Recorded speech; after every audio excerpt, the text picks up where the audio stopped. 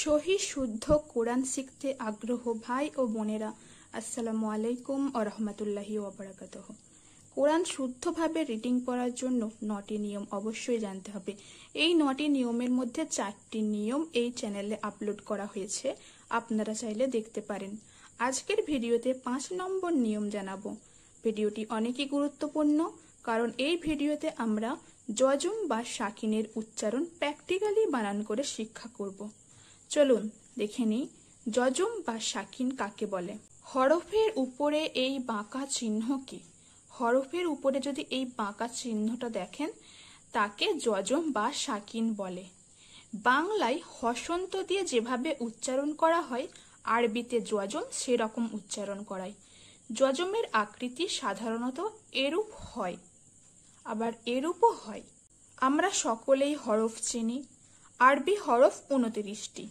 হরফগুলির উপরে যদি এই মাথা বাঁকা চিহ্নটি বা এই চিহ্নটি থাকে, তখন ওই যজমওয়ালা হরফ তার ডান দিকের হরকতের সঙ্গে একত্রে একবার পড়তে হয়। আমরা দেখে নেব যজমের ব্যবহারিক উদাহরণগুলো। মিম হামজা জবর মা। যদি কখনো হামজা বা আলিফের উপরে সাকিন হয়, তখন হামজাকে শক্ত করে পড়তে হবে, মা মা। তাহলে এখানে কি হলো? যজমওয়ালা হরফ তার ডান দিকের হরকতের সঙ্গে একত্রে একবার পড়তে হয়। মিম হামজা জবর মা। এখানে দেখুন বা তা জবর বাত, বা তা জবর বাত। হামজা হাজের ইহ, হামজা হাজের ইহ। হামজা আইন জবর আ অ, আ অ। এখানটা করে চাপ দিয়ে আ অ। হামজা ইয়া জবর আই, আ ই, আই। এভাবে। হামজা নুন জবর আন, হামজা নুন জবর আন। নুন হামজা পেশ নু, নু ধাক্কা দিয়ে নু। এখানে হামজা পড়তে হবে, ওয়াও পড়লে হবে না। যখন কোনো হরফের উপরে হামজা থাকে, তখন নিচের হরফ বাদ দিয়ে ওপরের হামজা পড়তে হয়। তাই নু হামজা পেশ নু। কাফ শিন জবর কাশ, কাফ শিন জবর কাশ। কাফ শিনের সাথে মিলবে। মাঝখানে যে আলিফ আছে, তাকে কেন শিনের সাথে মেলানো হয়নি? কেন মেলায়নি? কারণ আলিফ এখানে খালি। আলিফের ওপরে জের জবর পেশ কিছুই নেই। আমরা সূত্র তো প্রথমেই পড়েছি, যজমওয়ালা হরফ তার ডান দিকের হরকতের সঙ্গে একত্রে একবার পড়তে হয়। হরকত কাকে বলা হয়? এক জবর, এক জের এবং এক পেশকে। দ্বিতীয় পর্বতে এটা আলোচনা করে আসছি।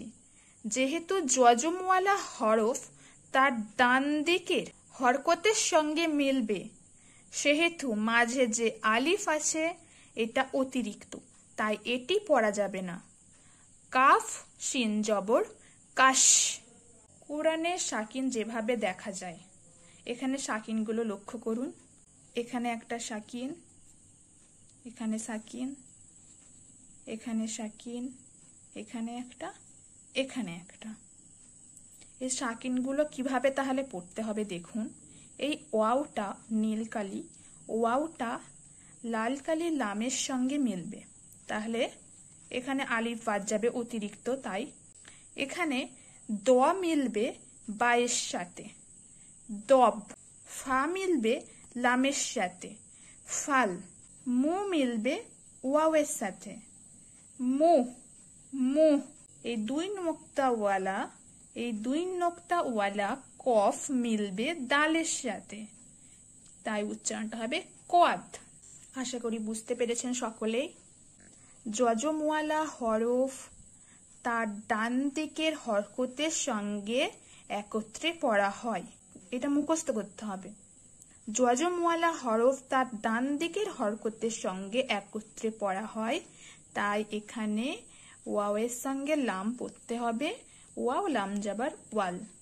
তাহলে আজকের পর্ব 4-এ জানলাম 5 নম্বর নিয়ম, যজমওয়ালা হরফ পড়ার নিয়ম কি। যজম কাকে বলে? আশা করি সকলেই বুঝতে পেরেছেন যজম কাকে বলে। ভিডিওটি ভালো লাগলে বন্ধুদের সাথে শেয়ার করবেন এবং যদি এই চ্যানেলের ভিডিও প্রথম দেখে থাকেন অবশ্যই সাবস্ক্রাইব করে রাখবেন, কারণ পরবর্তী ভিডিওগুলিতে বাকি নিয়মগুলি নিয়ে আলোচনা করব। আসসালামু আলাইকুম ওয়া রাহমাতুল্লাহি ওয়া বারাকাতুহু।